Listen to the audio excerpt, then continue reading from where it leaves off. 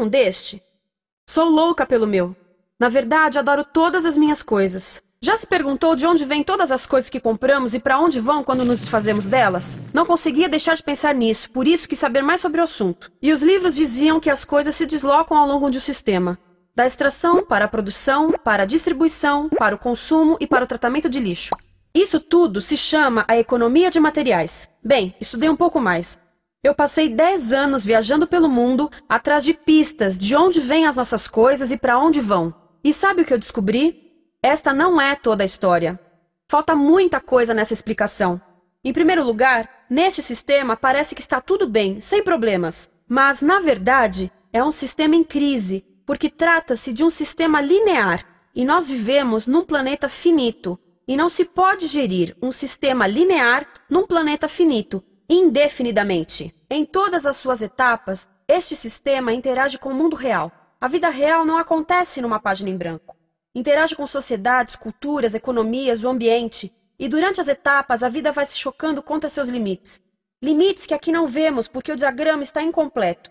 Então, voltemos atrás para preencher alguns espaços e ver o que falta. Uma das coisas mais importantes em falta são as pessoas. Sim, pessoas. As pessoas vivem e trabalham em todas as etapas desse sistema, onde algumas são um pouco mais importantes que outras. Algumas têm maior poder de decisão. Quem são elas? Comecemos pelo governo. Meus amigos dizem que eu devia usar um tanque para simbolizar o governo, e isso é uma realidade em muitos países, e cada vez mais também no nosso. Afinal, mais de 50% dos nossos impostos vão para os militares. Mas vou usar uma pessoa para simbolizar o governo, porque acredito nos valores e na visão de que o governo deve ser das pessoas, pelas pessoas, para as pessoas. A função do governo é olhar por nós, cuidar de nós. Esse é o seu trabalho. Depois vem as corporações. O que leva as corporações a parecerem maiores que o governo é porque elas são maiores que o governo. Atualmente, entre as 100 maiores economias da Terra, 51 são corporações. À medida que as corporações foram crescendo, em tamanho e poder, assistimos a uma pequena mudança no governo, como se estivessem mais preocupados com o bem-estar deles do que com o nosso. Muito bem, então vejamos o que mais falta nessa imagem. Começaremos pela extração, que é uma palavra pomposa para exploração de recursos naturais, que por sua vez é uma palavra pomposa para destruir o planeta. A verdade é que cortamos as árvores, arrebentamos as montanhas para extrair os metais, consumimos toda a água e exterminamos os animais. Aqui enfrentamos o nosso primeiro limite. Estamos ficando sem recursos naturais. Estamos utilizando demasiados materiais. Sei que isto pode ser difícil de ouvir, mas é a verdade. Por isso temos que lidar com isso. Durante apenas as 3 últimas décadas, foram consumidos 33% dos recursos naturais do planeta. Desapareceram. Cortamos, minamos, perfuramos e destruímos o planeta tão depressa que estamos debilitando a capacidade do planeta para sustentar o nosso modo de vida. Aonde eu vivo, nos Estados Unidos, resta-nos menos de 4% da nossa floresta original. 40% dos cursos de água estão impróprios para o consumo. E o nosso problema não é apenas estarmos utilizando demasiados recursos, mas o fato de estarmos utilizando mais do que a nossa parte. Temos 5% da população mundial, mas usamos 30% dos recursos mundiais. Se todos consumissem ao ritmo dos Estados Unidos, precisaríamos de 3 a 5 planetas. E sabem uma coisa? Só temos um. Então, a resposta do meu país a essa limitação é simplesmente ir tomar dos outros. Este é o terceiro mundo, que alguém dirá tratar-se apenas de uma expressão para designar o local para onde foram as nossas matérias-primas. E o que é que acontece? A mesma coisa, destruição do local. 75% das zonas de pesca do planeta estão sendo exploradas ao máximo ou além da sua capacidade. Desapareceram 80% das florestas originais do planeta. Só na Amazônia perdemos 2.000 árvores por minuto. O equivalente a um campo de futebol por minuto. Então, e as pessoas que vivem aqui? Bem, de acordo com esses sujeitos, eles não são donos desses recursos, mesmo que vivam lá há gerações. Não são donos dos meios de produção, nem compram muitas coisas. Nesse sistema, quem não possui nem compra muitas coisas não tem valor. A seguir, as matérias-primas seguem para a produção, onde utilizamos energia para misturar químicos tóxicos com recursos naturais para produzir produtos contaminados com tóxicos. Há atualmente no comércio mais de 100.000 químicos sintéticos. Apenas um punhado foi testado para avaliar o seu impacto na saúde, e nenhum foi testado em relação aos impactos sinérgicos na saúde, ou seja, a interação com todos os outros químicos aos quais estamos expostos diariamente. Por isso, desconhecemos o impacto total deles na saúde e no ambiente. Mas sabemos uma coisa: os tóxicos entram e saem. Enquanto continuarmos a introduzi-los nos nossos sistemas de produção industrial, continuaremos a inserir esses tóxicos nos produtos que levamos para nossas casas, trabalho e escolas, e claro, para nossos corpos. Como os BFRs, ou retardantes de incêndio à base de brometo, que tornam as coisas mais resistentes ao fogo, mas são super tóxicos. São neurotóxicos, ou seja, tóxicos para o cérebro. O que é que estamos fazendo usando esses químicos? Apesar disso, os usamos em nossos computadores, eletrodomésticos, sofás, colchões e até alguns travesseiros. Sim, pegamos nossos travesseiros, os revestimos com neurotoxinas, levamos para casa e dormimos por 8 horas com eles. Não sei, mas acho que num país com tanto potencial, poderíamos ter uma maneira melhor de evitar que as cabeças peguem fogo à noite. Sabia que essas toxinas vão se acumulando ao longo da cadeia alimentar e se concentram nos nossos corpos? Sabe qual é o alimento do topo da cadeia alimentar com o nível mais elevado de químicos tóxicos? O leite materno. Isto significa que os menores membros das nossas sociedades, os nossos bebês, recebem as maiores doses de químicos tóxicos das suas vidas a partir do leite das suas mães. Não acha que é uma incrível violação? A amamentação deveria ser o mais importante ato humano de nutrição. Deveria ser algo sagrado e seguro. A amamentação continua a ser o melhor e as mães devem amamentar, mas nós deveríamos proteger esse ato. Eles deviam protegê-lo. Eu pensava que zelavam pelos nossos interesses. As pessoas que mais sofrem com esses produtos químicos são os trabalhadores das fábricas. Muitos são mulheres em idade reprodutiva que trabalham com toxinas que afetam a gestação, carcinogênicos e muito mais. Agora eu pergunto: que tipo de mulher em idade reprodutiva trabalharia no emprego deste, exposta a estas toxinas, a não ser uma mulher sem outra alternativa? Essa é uma das maravilhas desse sistema. A erosão dos ecossistemas e economias locais aqui garante um fluxo constante de pessoas sem alternativas. No mundo, há 200 mil pessoas por dia se deslocando de ambientes que as sustentaram ao longo de gerações para cidades, onde muitas vivem em bairros de lata, à procura de emprego, por mais tóxico que seja. Não só os recursos são desperdiçados ao longo desse sistema, mas também pessoas, comunidades inteiras são desfeitas. Sim, as toxinas entram e saem. Muitas delas saem das fábricas em produtos, e muitas mais saem como subprodutos, ou poluição, e estamos falando de muita poluição. Nos Estados Unidos, as indústrias admitem liberar mais de 1.800.000 quilos de químicos tóxicos por ano. Deve ser muito mais, porque isso é o que eles admitem. Trata-se de outro limite, porque quem quer ver e respirar 1.800.000 quilos de químicos tóxicos por ano? Então o que eles fazem? Mudam as fábricas poluidoras para o estrangeiro, para poluir outros países. Mas, surpresa, grande parte dessa poluição volta para nós trazida pelo vento. E o que acontece depois de todos os recursos naturais serem transformados em produtos? Passam por aqui, para a distribuição, o que significa vender todo o lixo contaminado com toxinas o mais rápido possível. Aqui, o objetivo é manter os preços baixos, com as pessoas comprando os produtos em constante movimento. Como eles mantêm os preços baixos? Pagam salários baixos aos trabalhadores das lojas e restringem o acesso aos seguros de saúde sempre que podem. Tudo se resume em exteriorizar os custos. O verdadeiro custo da produção não se reflete no preço. Em outras palavras, não pagamos aquilo que compramos. Outro dia estive pensando nisto.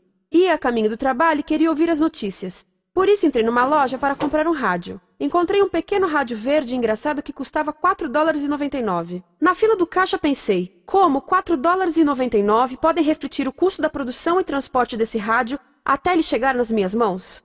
O metal deve ter sido extraído na África do Sul. O petróleo provavelmente do Iraque. O plástico produzido na China e talvez montado por uma criança de 15 anos numa fábrica do México. $4,99 não paga nem o aluguel do espaço ocupado na prateleira, nem parte do salário do empregado que me atendeu, ou as viagens de navio e caminhão que o rádio fez. Foi assim que eu percebi que eu não paguei o valor do rádio. Então, quem pagou? Estas pessoas pagaram com a perda do espaço dos seus recursos naturais. Estas pagaram com a perda do ar puro, com o aumento de doenças como asma e câncer. As crianças do Congo pagaram com o seu futuro, pois 30% delas abandonam a escola para trabalhar nas minas de coltan, um metal que usamos em aparelhos eletrônicos baratos e descartáveis. Estas pessoas pagaram por não ter direito ao seguro de saúde. Ao longo desse sistema, pessoas contribuíram para que eu comprasse o rádio por $4,99. Mas essas contribuições não são registradas por nenhum contabilista. É isto que eu quero dizer com exteriorizar o verdadeiro custo de produção. E isso nos leva à seta dourada do consumo. O coração do sistema, o motor que impulsiona. É tão importante proteger esta seta que se tornou prioridade daqueles dois sujeitos. É por isso que após o 11 de setembro, quando nosso país estava em choque, o presidente Bush poderia ter sugerido fazer luto, rezar, ter esperança, mas não, ele disse para fazermos compras. Compras!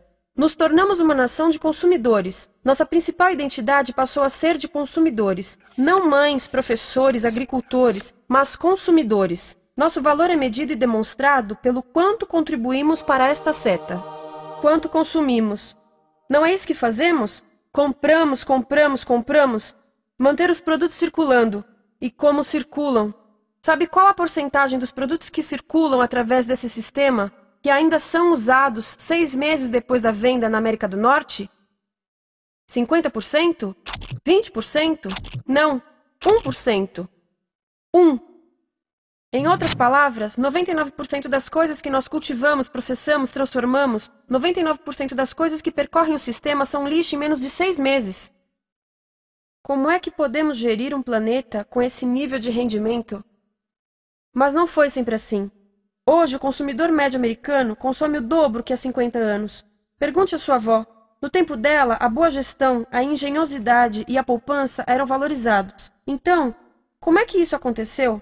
Bem, não aconteceu simplesmente. Foi planejado. Pouco depois da Segunda Guerra Mundial, estes sujeitos estudavam a forma de impulsionar a economia. O analista de vendas Victor Lebow articulou a solução que se tornaria a norma de todo o sistema. Ele disse: a nossa enorme economia produtiva exige que façamos do consumo a nossa forma de vida, que tornemos a compra e uso de bens em rituais, que procuremos a nossa satisfação espiritual, a satisfação do nosso ego no consumo. Precisamos que as coisas sejam consumidas, destruídas, substituídas e descartadas a um ritmo cada vez maior. O conselheiro econômico do presidente Eisenhower disse: o principal objetivo da economia americana é produzir mais bens de consumo. Mais bens de consumo? O nosso principal objetivo?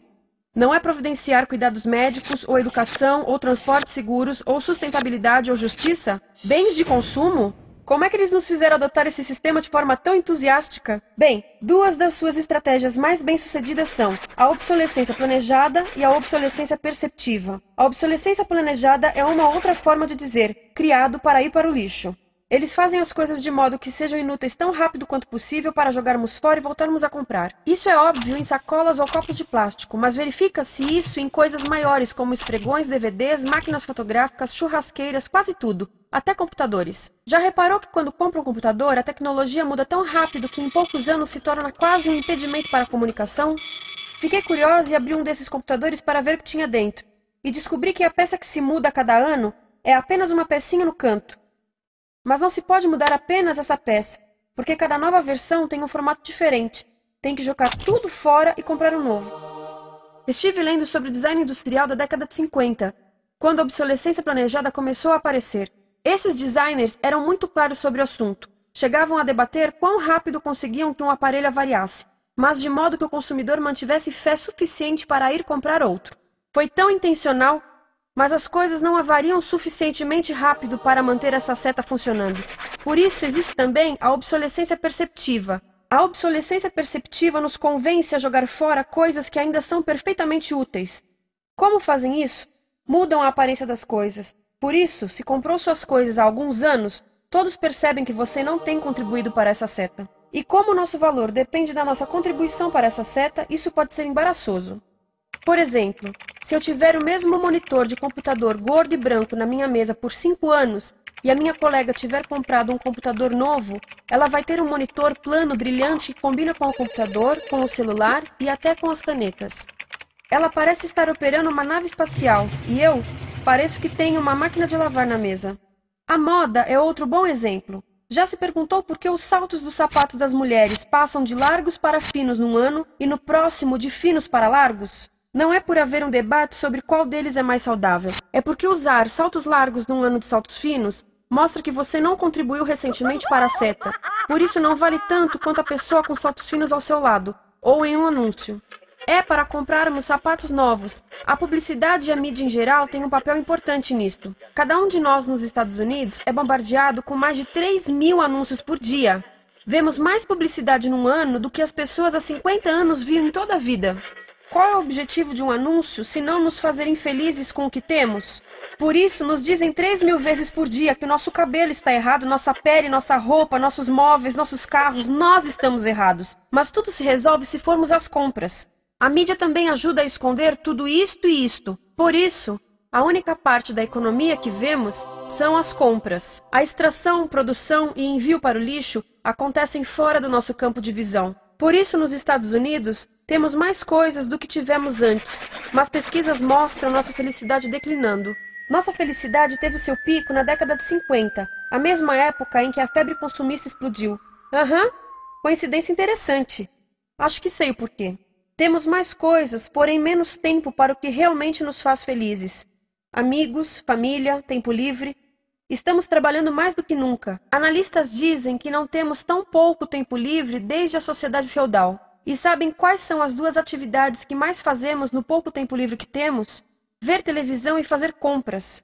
Nós, americanos, passamos 3 a 4 vezes mais tempo comprando do que os europeus. Assim, nessa situação ridícula, vamos trabalhar talvez em 2 empregos, e quando chegamos em casa exaustos e sentamos no sofá novo para ver televisão, os anúncios dizem que não prestamos, então vamos às compras para nos sentirmos melhor. Depois trabalhamos mais para pagar o que compramos e chegamos em casa mais cansados, vemos mais televisão que nos diz para fazermos compras outra vez. E estamos nesse ciclo de trabalhar, ver, comprar, e podíamos simplesmente parar. Então, no final, o que acontece a todas essas coisas que compramos? Nesse ritmo de consumo, não cabe tudo em casa, apesar do tamanho médio das casas ter duplicado nesse país desde os anos 70. Vai tudo para o lixo, e isso nos leva ao tratamento do lixo. Essa é a parte da economia de materiais que conhecemos melhor, porque nós temos de levar o lixo até a esquina. Cada americano produz 2 quilos de lixo por dia, o dobro do que fazíamos há 30 anos. Todo esse lixo ou é despejado num aterro, que é um grande buraco no chão, ou ainda pior, primeiro é incinerado e depois despejado no aterro. As duas formas poluem o ar, o solo, a água, sem esquecer que alteram o clima. A incineração é realmente ruim. Lembra daqueles tóxicos da fase da produção? Bem, queimar o lixo libera esses tóxicos no ar. Pior ainda, produz supertóxicos novos, como a dioxina.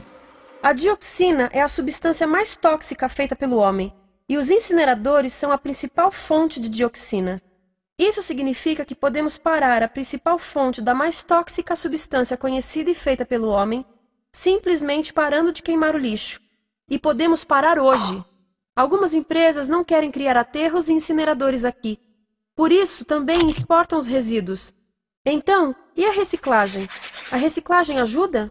Sim, a reciclagem ajuda. Ela reduz o lixo nessa extremidade e depois reduz a pressão para minerar e colher mais nessa extremidade.